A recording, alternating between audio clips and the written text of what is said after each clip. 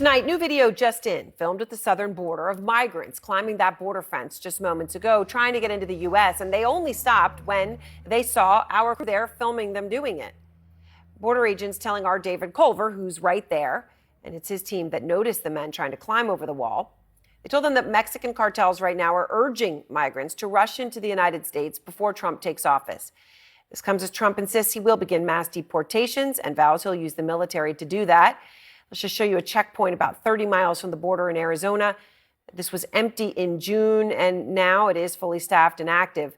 I want to go straight to David Culver, who just witnessed all of this, those migrants trying to scale that wall, and has been reporting from the border for days now, and of course, over and over again over these past months and years. Joining me now from Nogales. So, David, you just filmed that video. What happened? That caught us off guard. I mean, we were preparing to come live and talk to you here, and this is about 10, 15 minutes ago. A very high part of the border wall as well that they just came over, or at least tried to come over. They were scaling, and as soon as they noticed that we were recording, they went back down and put on their hoods and continued along their way. What's interesting about that, Aaron, though, is if you compare it to, say, 6 months ago, when folks were desperate to get over, didn't care if people were seeing them, didn't care if they were caught. In fact, they would try to get flagging down some of the Border Patrol agents, and even sometimes us, to say, hey, can we get a ride? We want to be processed.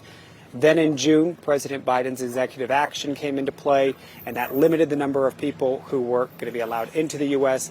We're now hearing more and more deportations going back over the border into Mexico.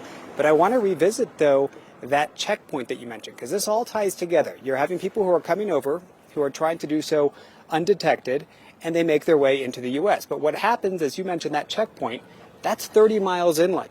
And when we were here in June, Border Patrol said they didn't have enough resources to have agents at those checkpoints. Now you're driving northbound and you're waiting 10 to 15 minutes. You then come through. It is fully staffed. You've got canines there. You've got them looking at every single person in the car. They wanted to make eye contact, and then they let us continue on. Some people were also then pulled aside for a secondary search. It is far more thorough than we've seen before. But Aaron, the point the Border Patrol agents are telling me is they didn't have the bandwidth to do that before. As one agent has been telling me, he has felt like a federal babysitter and having to drive migrants from the border to processing centers. Now they say they have enough agents to be able to do these checkpoints, and they're at several locations. We've passed 3 in the past couple of days, and they are fully operational for now. Fully operational, and interesting, those migrants that you just saw that, before it'd be like, hey, flag you down, we're glad you saw us, give us a ride. Exactly. And now there's a fear of their identity, and they jumped off and, well, presumably, who knows, they try to cross somewhere else, but ran away from your cameras.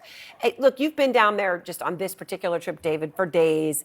And, you've been talking about how Mexican cartels, drug cartels have been, increasing their prices, telling migrants, if you don't get into the United States right now, it's not going to happen. So what more can you tell us about that?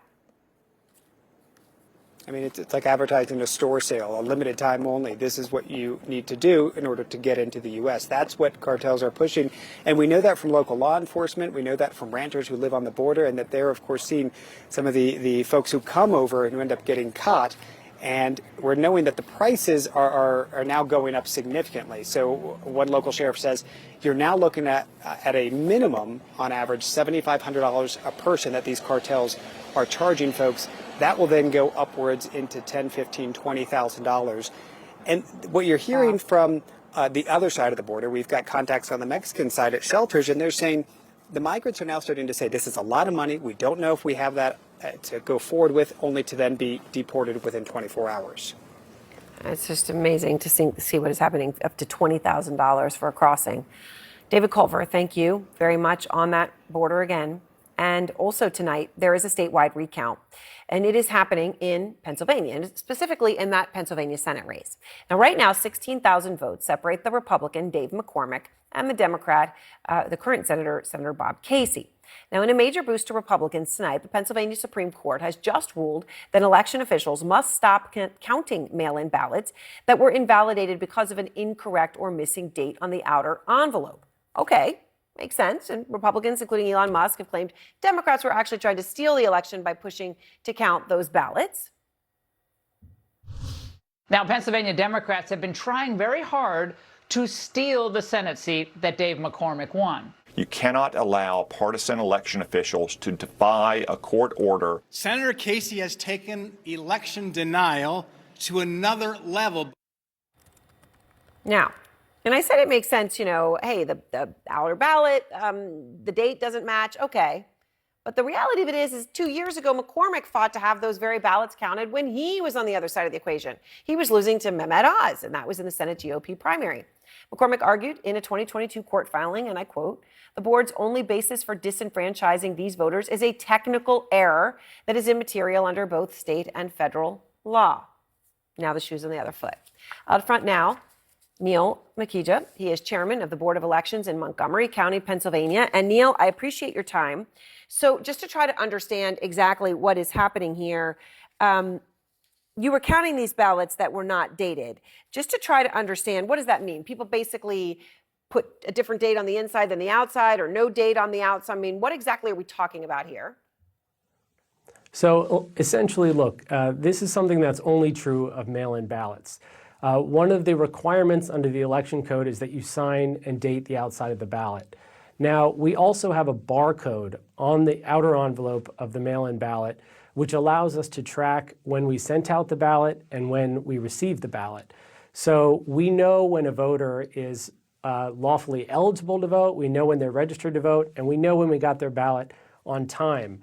There's really no reason we should throw out the ballots of people who have every right to exercise their vote. Okay, so I understand. Now, just to be clear, you would have made the same argument back when Dave McCormick was making it when he was losing, right? I mean, just based on this barcode technology that you're talking about, right?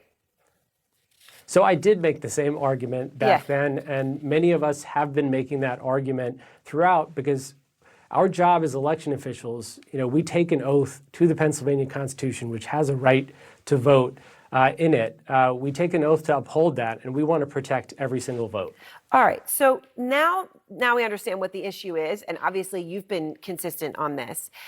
Can I just ask you, when we're looking at these ballots now, right now the margin between the two is 16,000 votes. How big of a difference do these particular ballots in question make? I mean, how many are we talking about?